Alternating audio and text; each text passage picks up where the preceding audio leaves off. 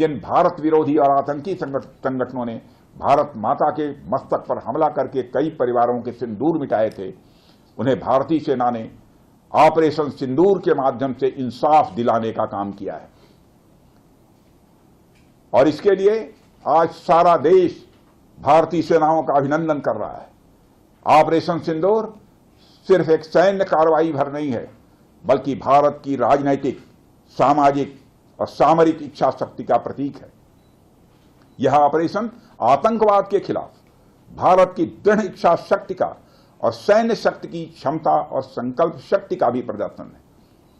हमने दिखाया है, भारत आतंकवाद के खिलाफ जब भी कोई कार्रवाई करेगा तो आतंकवादियों और उनके आकाओं के लिए सरहद पार की जमीन भी सुरक्षित नहीं रहेगी। भारतीय सेनाओं ने ऑपरेशन सिंदूर को पाकिस्तान में मौजूद आतंकी ढांचा ढहाने के उद्देश्य से लॉन्च किया था।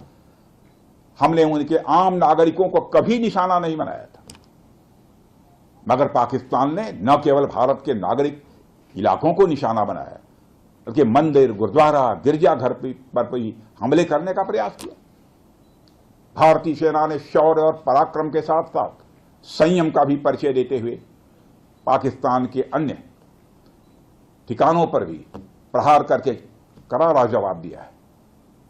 हमने केवल सीमा से सटे सैन्य ठिकानों पर ही नहीं कार्रवाई की, बल्कि भारत की सेनाओं की धमक उस रावलपिंडी तक सुनी गई, जहां पाकिस्तानी फौज का हेडक्वार्टर मौजूद है।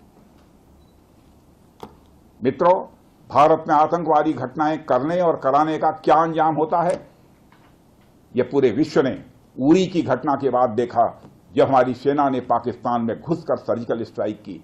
पुलवामा के बाद देखा, जब बालाकोट पर एयर स्ट्राइक की गई, और अब पहलगाम की घटना के बाद दुनिया देख रही है कि जब भारत ने पाकिस्तान के भीतर घुसकर मल्टीपल स्ट्राइक्स की हैं।